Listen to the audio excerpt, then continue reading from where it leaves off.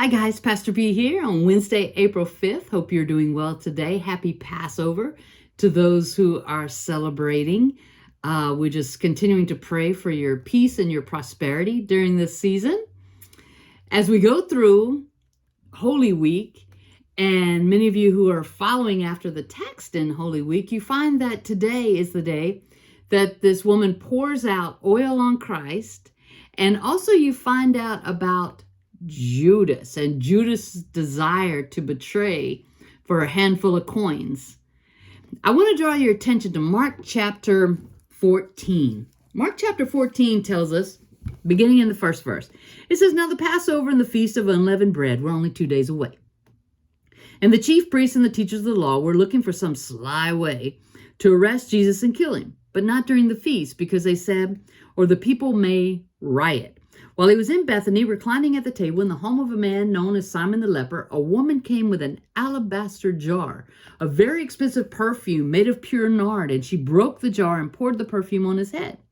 Some of those present were saying indignantly to one another, 'Why this waste of perfume? It could have been sold for more than a year's wages, and the money given to the poor.' And they rebuked her harshly. 'Leave her alone,' said Jesus. 'Why are you bothering her? She has done a beautiful thing to me. The poor you will always have with you, and you can help them any way you want. But you will not always have me.' She did what she could." I love that phrase. She did what she could. "She poured perfume on my body beforehand to prepare for my burial. I tell you the truth, wherever the gospel is preached throughout the world, what she has done will also be told in memory of her." Look at us. Here we are, a couple thousands of years later, and we're still talking about her. Ooh, I love that. "Then Judas Iscariot, one of the 12, went to the chief priests to betray Jesus to them. They were delighted to hear this and promised to give him money. So he watched for an opportunity to hand Jesus over." Now, if we pay attention to this particular passage and we jump into tonight's lesson, we find that our outer world is a reflection of our inner world, right? This young lady, she was coming and she was pouring out her love and compassion onto Christ. She was pouring out this oil as an act of worship unto him, okay? And the interesting thing that it says here, said in the alabaster jar. You know, an alabaster jar is not something that we can just, I thought it might have something handy, but something that we can just twist the lid off and put it back on and save the rest for later. An alabaster jar, you've got to break the cover off, the lid off. There's no putting it back on. Once you open it, you got to pour it out. You got to pour it out and anoint whatever it is that you're going to anoint. There's no topping it off. There's no stuffing it to keep it from pouring out. Once it's open, it is open. And so what a testimony to worship. Once worship is open, once praise and worship is open and you're pouring it out, there should be no trying to stop it. Don't try to put a lid on it. Woo, it don't matter who's looking, right? And so we have this happening here. She's pouring out onto Jesus, but yet, as we said, an outer world is a reflection of an inner world. So it says that you had some of those present were saying indignantly to one another, "Why this waste? Like, yo, girlfriend, what are you doing? What are you doing? You could have sold that. You could have given it to the poor and done so much better or whatever." But she's like, to her, this was the best purpose for this oil. No telling how long or how much of her life she had to give to get that. And what she got, she wanted to pour out on him. Okay? And that's very significant.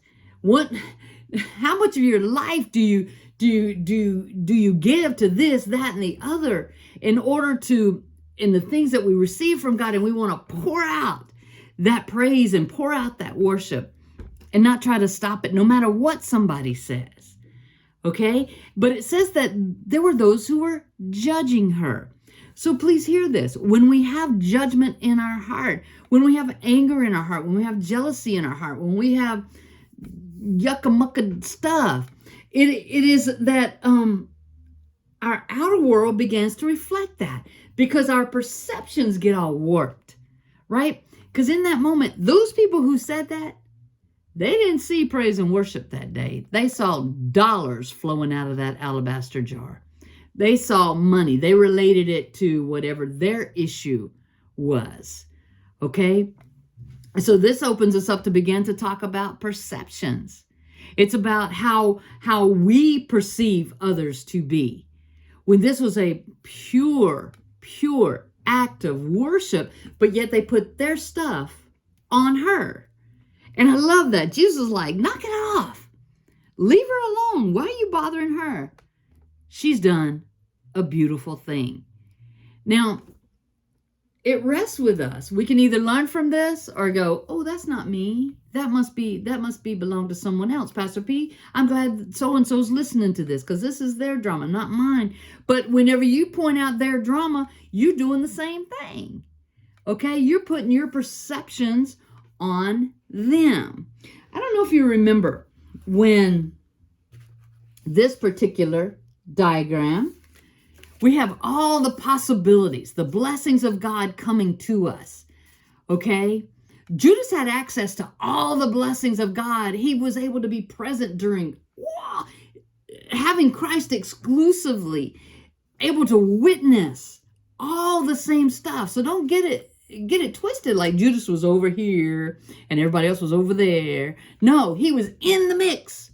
He watched the healings, the deliverance, the salvation. He watched the sharing, the multiplying of the food. He watched all of that. He got to experience all of that. But yet somewhere along this, he got tempted by the dollars that somebody else was going to give him to turn Jesus over. And so ego began to build a wall. You remember that, right? Ego began to build a wall. And when ego builds a wall, it blocks the blessings of God. And then we wonder what happened. We're standing on the other side of the wall waiting for the blessings, but they're not coming. They're not coming. Okay? Because ego stands in the way and we miss it. We miss the blessing with something beautiful. Because Jesus said, she has done a beautiful thing, but we miss that. Because we put our stuff on other people. He put his stuff on her, and others put their stuff on her, which ought not be. Okay? Get this. As we talked about yesterday, how many of you did the homework?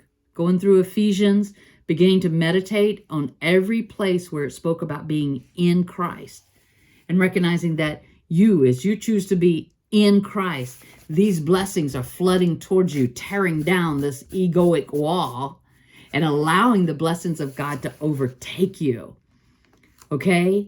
And so if we look at every situation through the lens of Christ, okay, especially in this day and age, begin to look at situations and see people as they are.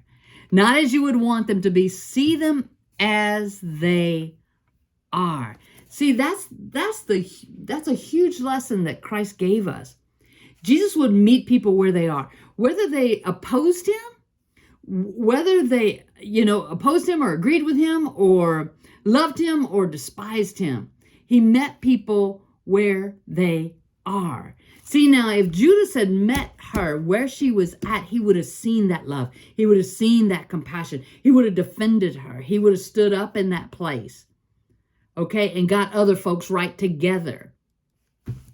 But if you want to buy into the things that negativity and the things that other folks are saying, or buy into some negative perceptions about someone, that's where your focus will go. And then when that happens, if that's your choice, that's your choice.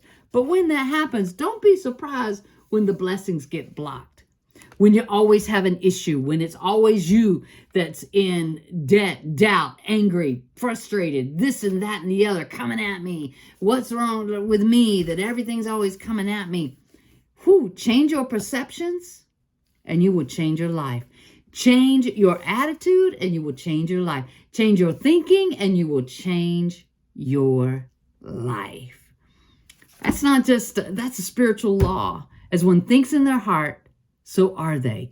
If you continue to think in your heart, these, like I said, these malicious things, Judas was just throwing out all this shade. If you keep thinking like that, don't be surprised when stuff like that happens to you. Change your thinking and you will change your life. And just one last note. Ego blocks the gospel message. Ego will get in the way. Because if you take all this stuff and you go, that's some old news, Pastor Pete, thanks for sharing, but that's old news. Love and compassion is a new reality, Try it on and see what happens in your life. Know today that I love you and I'm excited for you. Here we all are, popping open the alabaster jars of our life and just pouring out so that you too might receive the fullness of everything God has purposed you to be and to do. I love you. Have a wonderful night. I'll see you tomorrow. Get back to Ephesians. Get that homework done.